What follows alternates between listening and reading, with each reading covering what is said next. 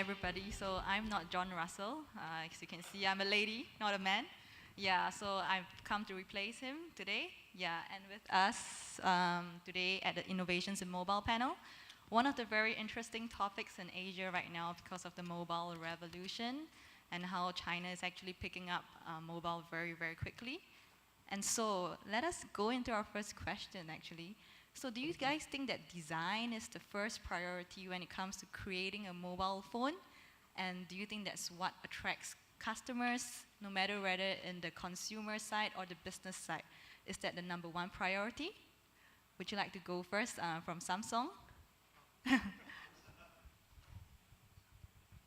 I'm not a design guy, so it's really you're asking to the wrong person.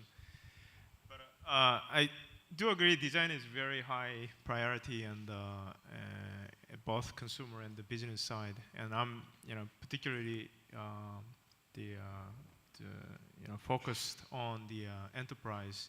And so now with the new trend of bring your own device to work, the consumers are really choosing their devices based on the user experience, better UI, and better screen, and also the industrial design. So when they actually have this kind of mindset when they choose device, and then when they want to use the same device for the work, obviously for enterprise and business side, the design is also really high priority.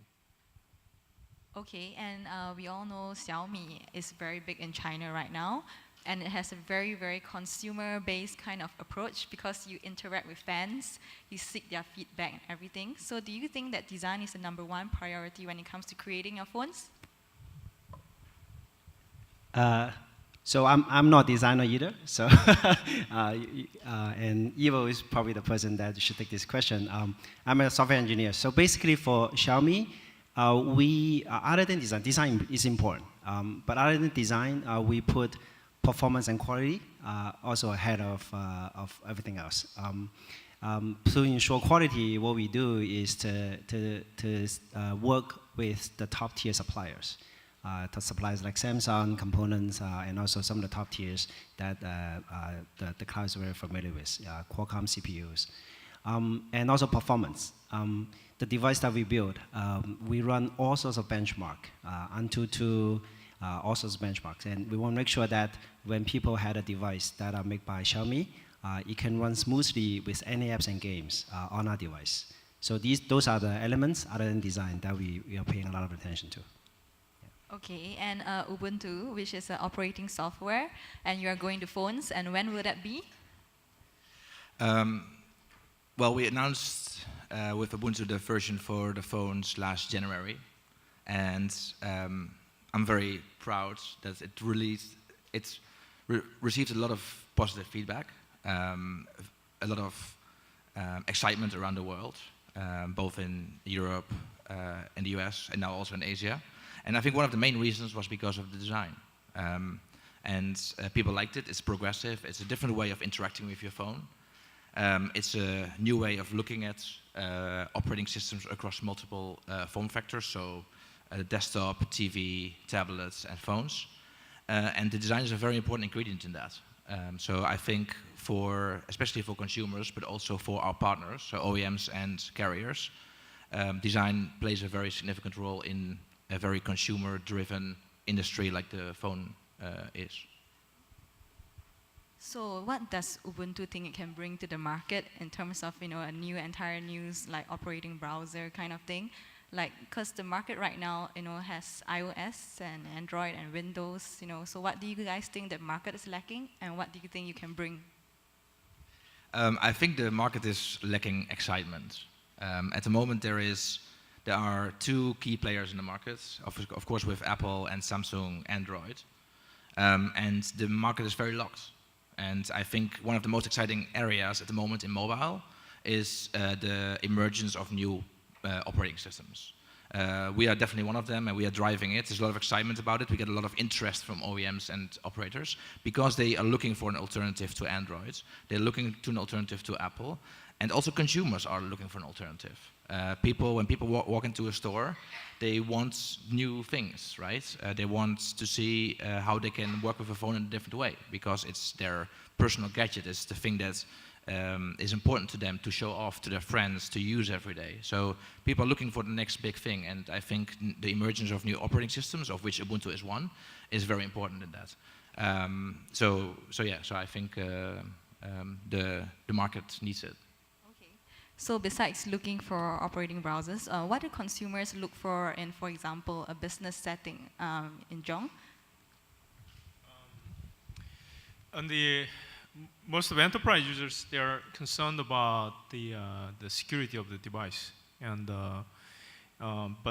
when we talk about security, I mean, there's nothing to see, right? I mean, you cannot really see the security. I mean, that's probably what security is all about, I guess.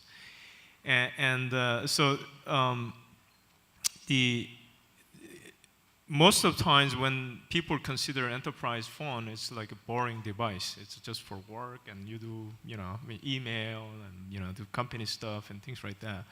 But you don't have to be that way. I mean, in the past, people are having one phone for work and one for personal use, and they're carrying multiple phones. And you probably have in this audience, people carrying multiple, phones from a fruit company, and and phones from Samsung, I guess. Right. So and it's carrying this multiple phones, and it's actually kind of it's inconvenience. And so when I look for the solutions for enterprise, I like to design a phone that actually appeal to the fun side, as well as the enterprise requirements, which is like more of a security and management and so forth. So that's what we are trying to achieve. It's like creating a harmony between these two kind of seemingly conflicting requirements, right? So that's what we're trying to do. Right? But just how innovative can work, like phones for work be? Like, do you foresee any like innovations or new technologies that will dominate the business industry in the next 10 years? I think it is the trend is going to be, I mean, when it comes to device level security, as well as the providing the, kind of maximizing the productivity around your mobile devices, right? So what would that be, right? So the one thing that we're seeing is that providing enough of the security, there's two trends in there. One is make everything cloud-based, so that you don't have any data living in your phone, right? That's one trend that I'm looking at. It could be, it's actually the enterprises now adopting more of this approach. If you look at Dropbox, or some cloud-based, box, or the Salesforce.com, there are a lot of these services become a part of cloud. And second trend I see is that although the cloud itself can be, a good way of protecting your data, and you still have the execution running on your device, and the device level security is going to be very, very important. So, but how are you going to provide that device level security? And I'm looking at the best way to provide that is actually providing the hardware supported security. And the question is, how are you going to provide this as an easy way for the programmers that can program it and then build the ecosystem out of this? And so the next technology I'm looking at is that building hardware level security and making a sort of easy to programmable the environment where the application service, enterprise application service can grow. And that's what I think that two main areas where the enterprise is going to be. Just to comment on that, I think one of the things that is also happening, and it also relates to enterprises, is that more and more people have more and more devices, right? So at the moment, an enterprise user the IT department of enterprise user needs to make sure that their employees are able to carry around a laptop, a phone, a tablet, maybe 2 phones, right? So, and managing all these different operating systems, managing all these different devices is a hassle for the company and also for the employee. So I think with more and more devices coming out, like we had obviously the smartphone coming out, we have the tablet coming out, now we have the phablet, and it's not unimaginable that there will be more devices. Like last week in the keynote from Apple, we saw how their apps are running in cars, right? So there are more and more areas where operating system and apps are going to be applied. And I think therefore it's really important that you have one solution that can scale across that, and that's exactly what we do. We have Ubuntu is in one operating system that scales across all these form factors, and one of the very cool things that's happening is that therefore you can run, for example, your desktop from your phone. And this is exactly one of the things that gains a lot of interest, is that I don't need to carry my laptop, my tablet, and my phone with me to work all the time. I just carry my phone. When I come at work, I plug in my phone, and it runs the desktop from my phone. And I think those are very interesting trends, and I think that's definitely part of the market, and I think we get a lot of interest from enterprises are very interested in that. So I definitely see that that's the area that is going to be growing a lot. Okay, that's very interesting because you talk about like software to hardware, etc. So I would like to ask Bin, can you talk about the entire process of creating a mobile phone? Like how does it start? Like what kind of ideas do you come up with first, and then what goes on next? And then how do you decide whether a phone is worth it to be pushed out as a new product? And do you discard any ideas and any products along the way? We started the startup, and today everybody knows that Xiaomi is building handsets. But matter of fact, we started the startup by building out the software. And that's actually the belief of this startup in the very early days, that myself and the other co-founders, that we believe in the future of the mobile internet really is about services that you can provide through the smartphones and smart device. So when we founded Xiaomi 3 years ago, we started with this project called MIUI. People read that as MIUI. It's all Android-based, fully compatible. What we do is, as people buy the hardware, of course, they care about spec, they care about quality, they care about, their cost, can go through very stable, high quality. But as they use the device every day, it's really the software and the services that runs on the hardware that provides extra values. So, we started with our startup with building out the software, starting with a very simple experience on the dialer experience, the SMS experience, the contact, and then your home launcher. So very simple, very easy, and we start from that. And about 3 to 6 months after we have the software launches, we started the hardware design.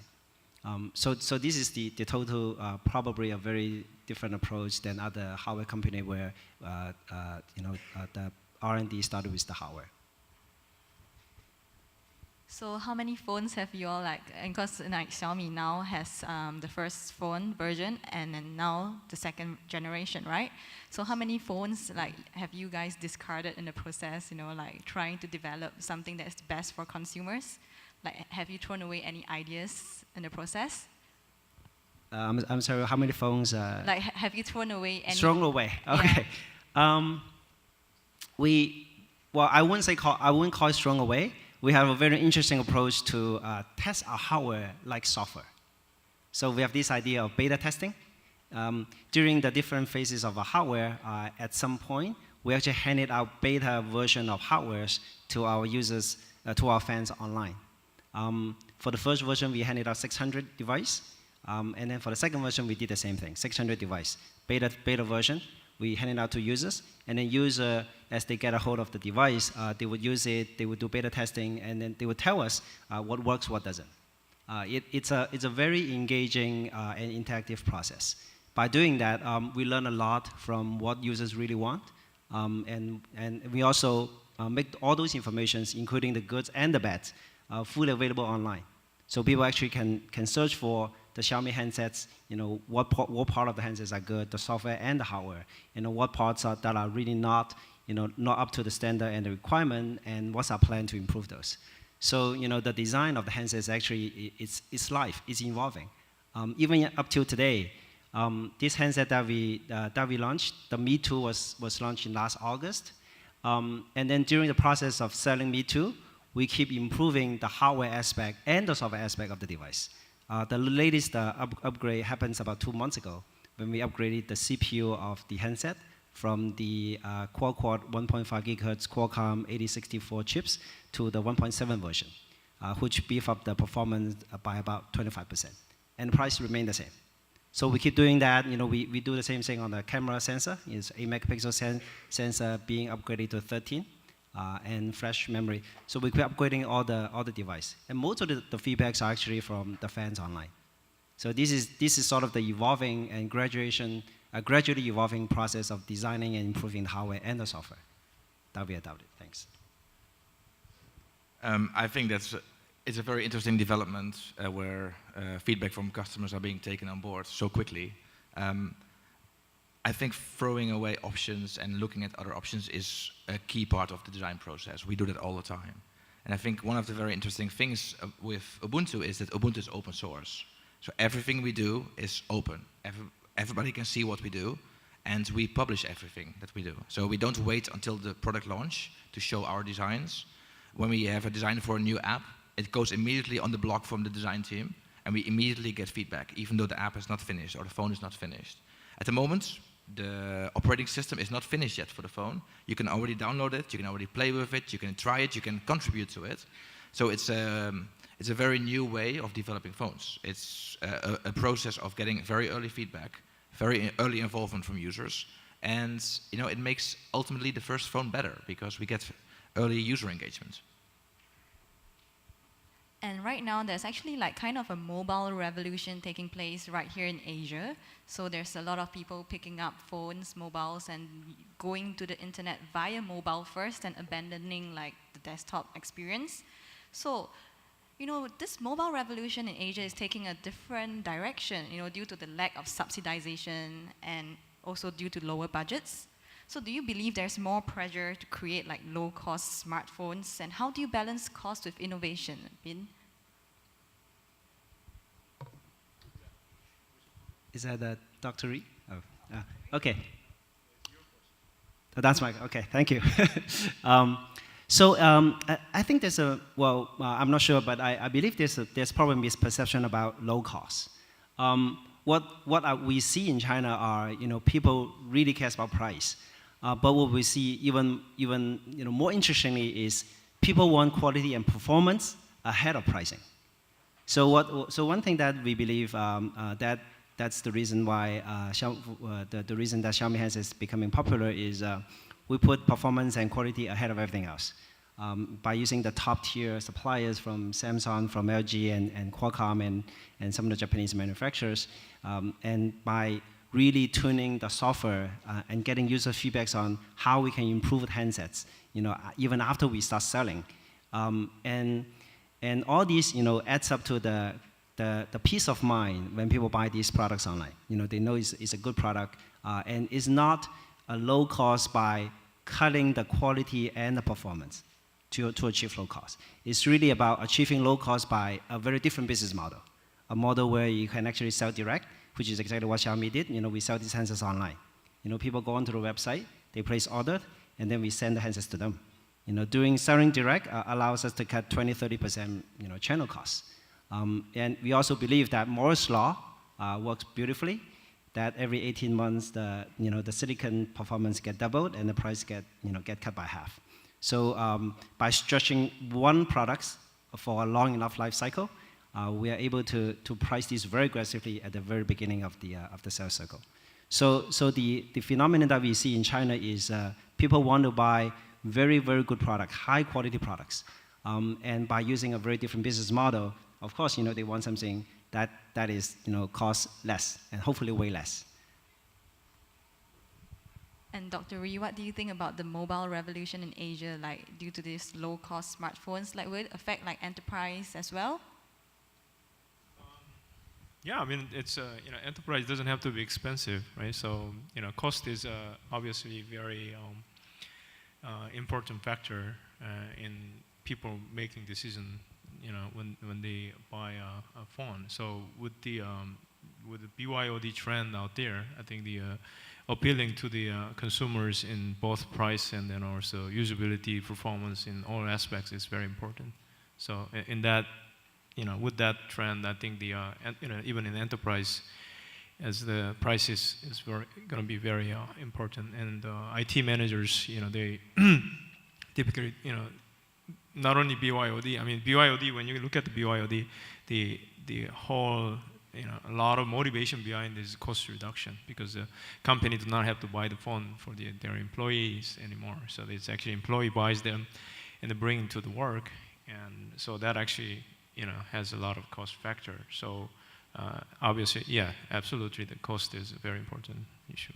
And BYOD, one of the very important things is security, right? So how do you balance like the need for extreme security with like your cost? So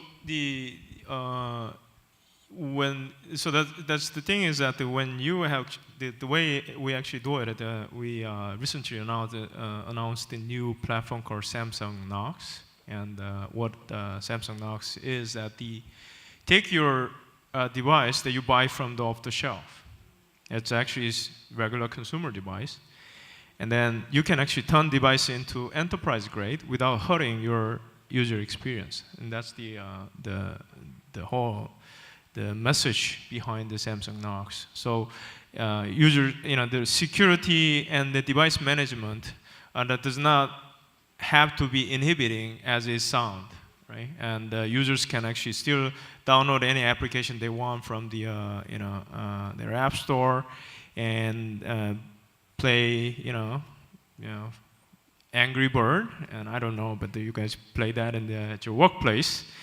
But but we creating a unique approach there, is that we actually harden the device from the ground up at a security, the device level systems and the frameworks, and putting a lot of security features in there, but it's actually unnoticeable by the user. And then we create a small area in the phone that's actually one space that is designated for enterprise. And there, IT manager can do whatever they want. They can wipe that space, or they can monitor what's going on in that space.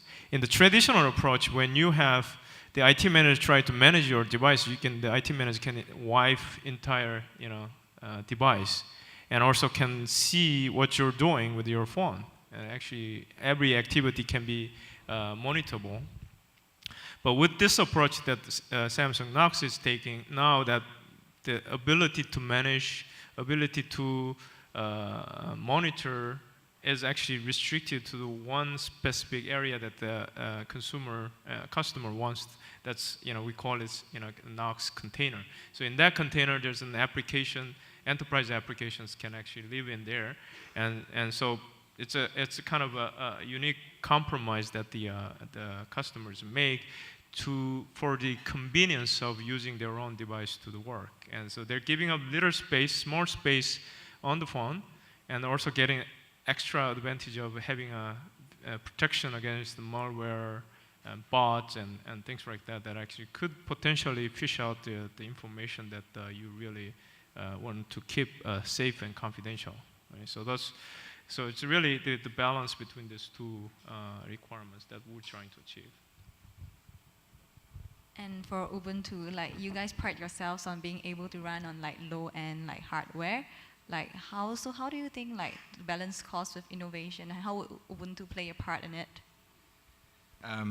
Well, first of all, I completely agree with Ben. I think in a small matter of time, low cost doesn't mean necessarily very low-end hardware specifications. High-end user experiences can go to cheaper phones, yes. I think that often the best solutions come up when budgets are tight, time is tight, or you have certain constraints on yourself. Like Xiaomi is like a small company, well, a relatively small company, right? Ubuntu is 600 people with a big community. But still very small compared to the big players. And we were still able to come up with a solution that is innovative and people see as new, right? So I think that it is very important that people who buy cheap devices also get a high-end experience, and it's important that we make sure that those high-end experiences are different and new. And I think we all managed to do that, and I think that will also go to low-cost phones. So I think we will see many innovations there as well.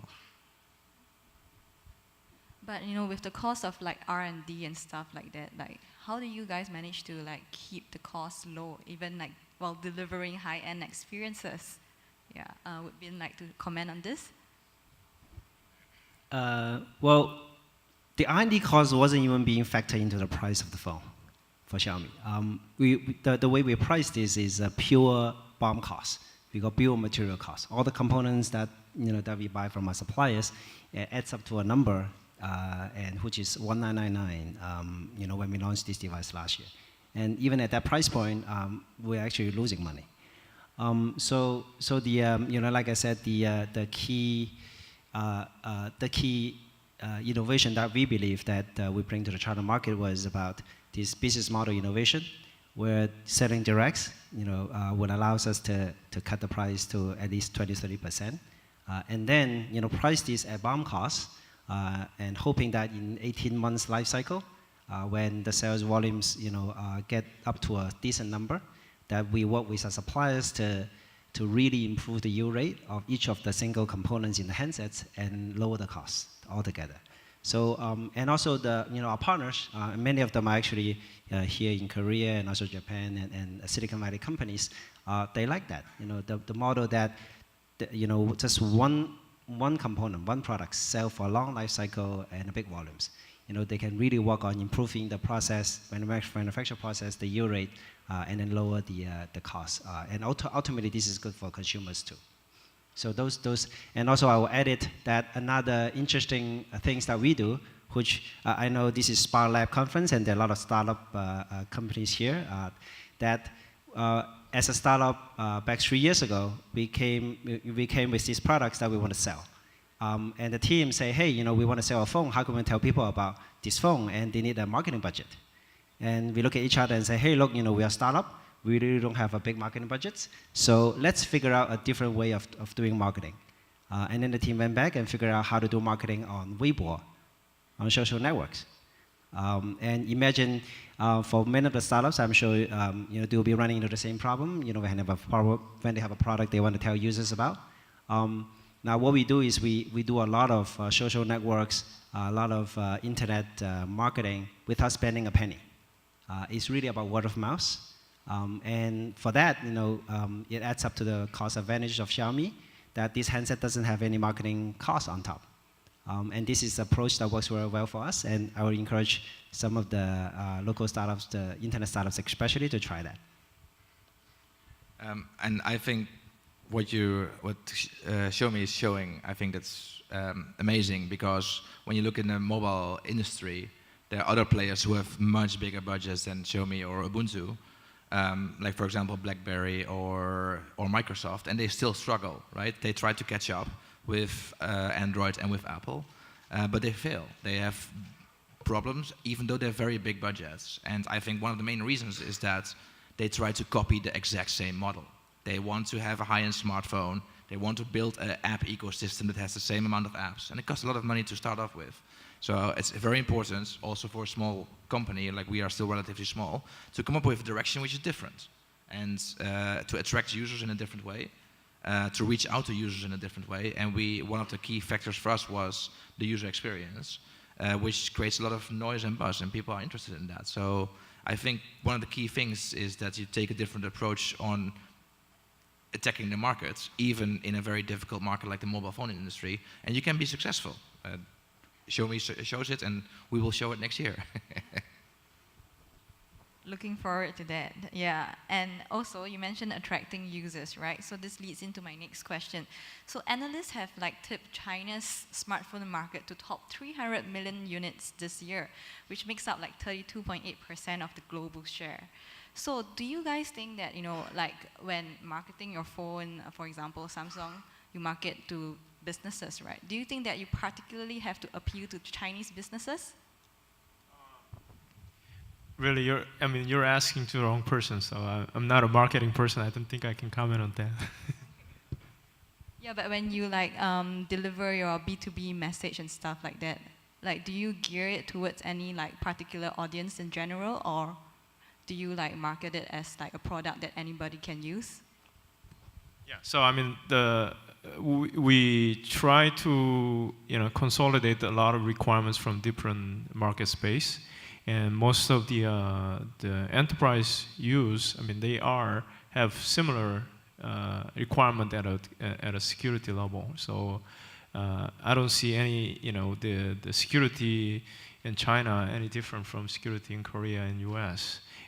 But the thing is that there's different governments and from public sector, and like a U.S. government and UK government or Chinese government, they have their own security standard. And what we've been trying to do is that we're trying to meet all those requirements by actually going after, being aggressive, adaptive to these requirements that set forth by the governments. And recently we acquired the U.S. Department of Defense, the security requirement guideline. We passed, got an approval for that. So that's a good example of we're trying to adapt to different markets requirements, and we probably will do the same thing for most of other countries as well. Okay, and for Xiaomi, right? Because you guys are focused on China mainly, and then you just launched in Taiwan and Hong Kong not long ago. So which do you think is the next big market to watch out for? China is big. It's really, really big.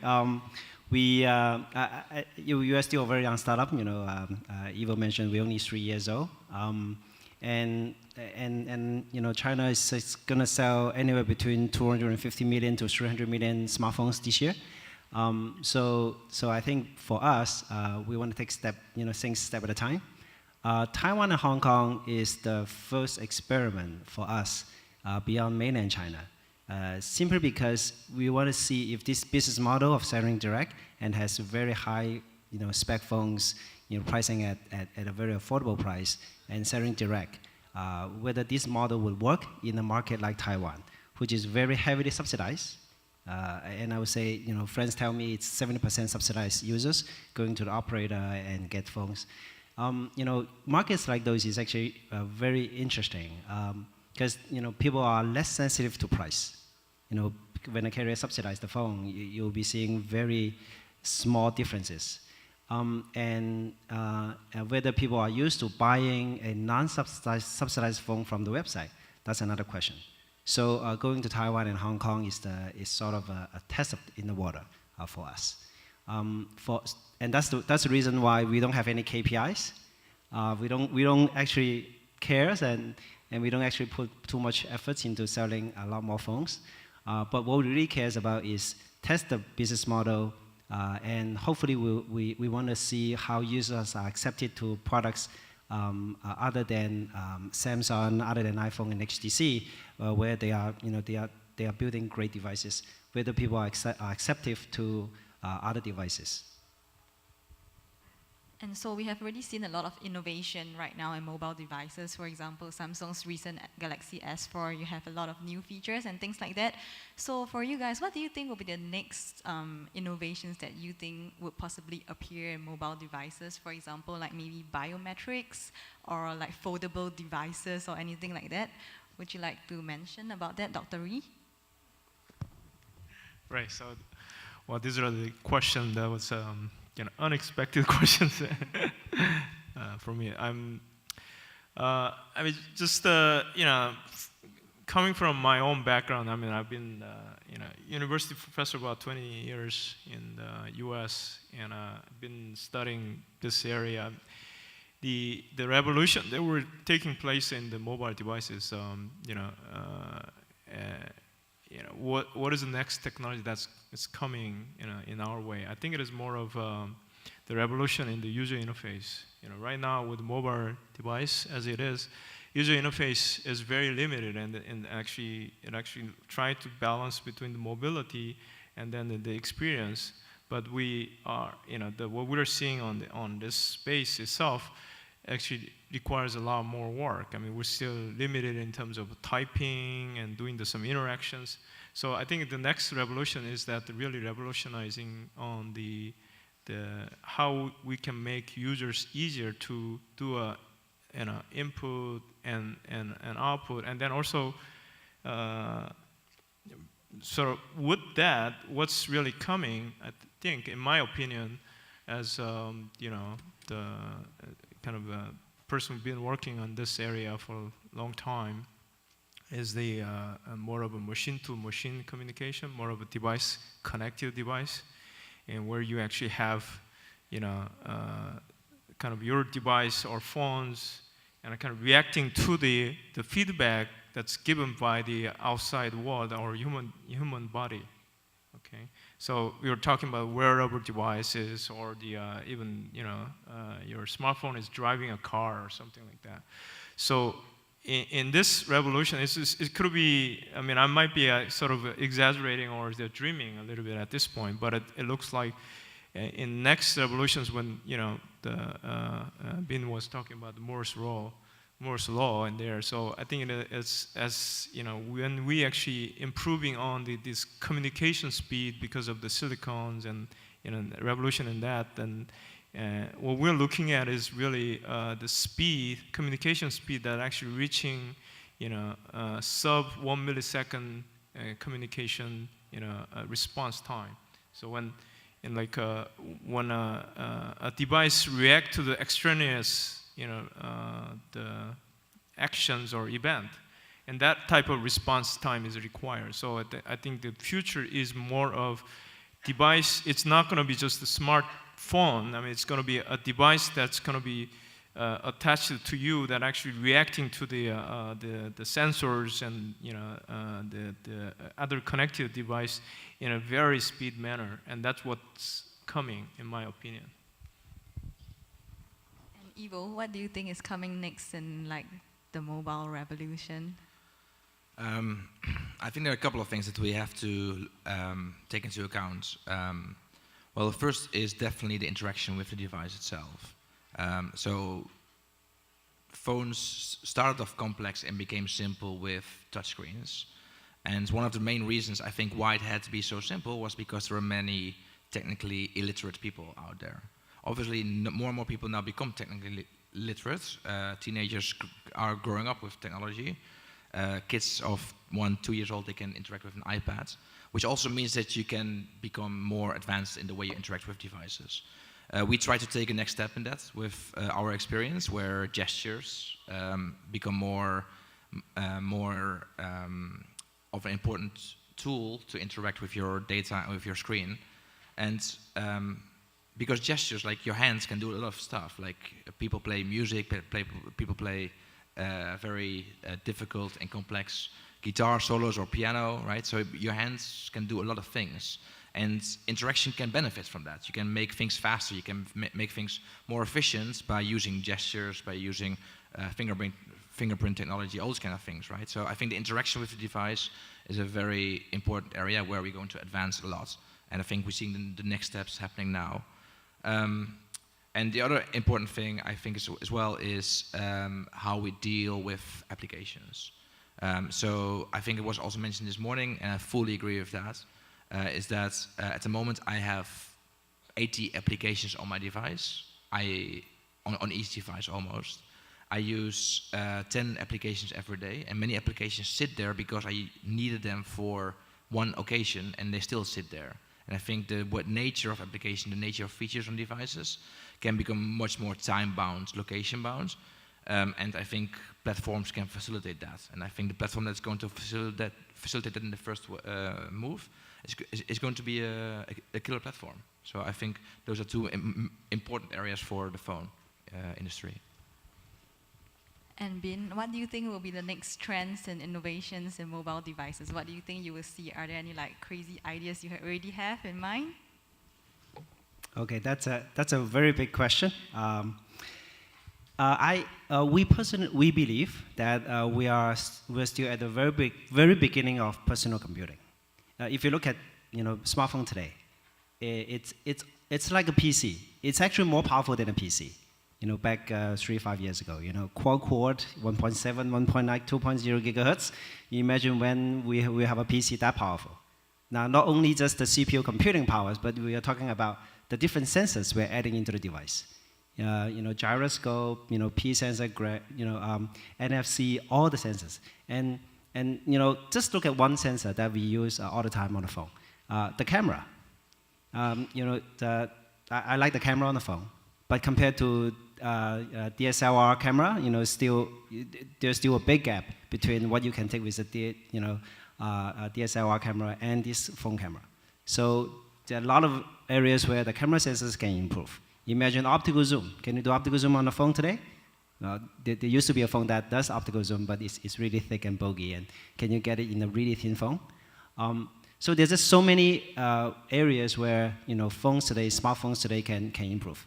Now go beyond the phones. I just played the. Not sure if you guys have seen the Pirate AR drone helicopter. It's a helicopter. It was shown in the CES Vegas. Oh, I love that helicopter. It's great. I bought that helicopter online, and then I set it up over the weekends. It only took me 5 minutes. I download the apps on my phone. It connects up to the helicopter with Wi-Fi, and then I'm using my smartphones as remote control. That helicopter can fly everywhere. Can flip. I can even program to make it do all sorts of stunts. It's really funny. We also launch a product called Xiaomi Box. It's a set-top box that allows you to watch movies and TV show properties via the internet. And my phone connects up to the set-top box, by Wi-Fi display and Miracast. You can have all your phone content, your photos, your videos projects up to the box. So imagine all these peripherals and games and sensors that they're all connected, and then using the phone as the center of the personal computing. This information is gathering back to your phone. You can trace whatever you do, whatever you speak, whoever you met. It helps you in any way you can imagine. So we're actually very optimistic in the areas of just the personal computing and on smartphone and beyond smartphones. So after the set box, right?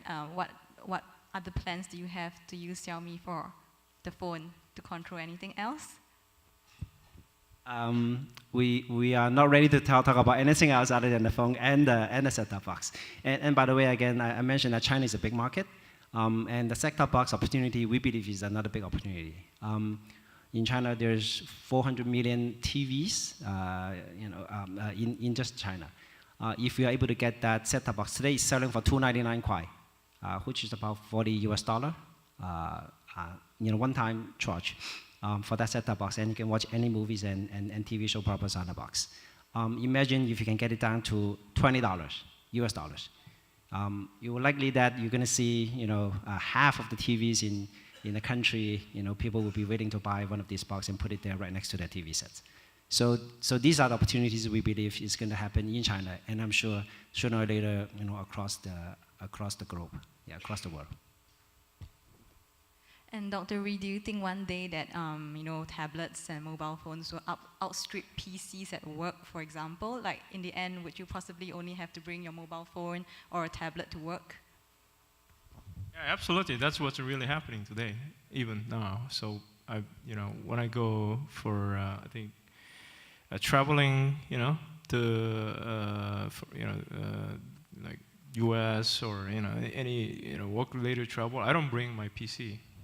Just smartphone and Bluetooth keyboard. That's all I do, and do all the work, work-related activity around my, phone. And maybe I'm just, using email. Then I don't do much work anyway. So, right. So that's probably. I think that's in the future. I mean, it's now. The boundary between mobile devices and desktop and PCs is going to be blurred. I mean, there's no real clear boundary. People can use their, tablets and just, for desktop, as a desktop computer. I mean, there's a lot of these use cases can happen, around, by merging this mobility with the work and productivity, and that's gonna, that convergence is already taking place. I think it is gonna continue. So it's really, the question is, how are you gonna make it, make it faster, that adoption? Yeah. Okay, it's going to be very interesting to see how mobile devices actually pan out in the future. So thank you very, very much for all your time, and thank you for sharing your insights with the audience. Thank you very much.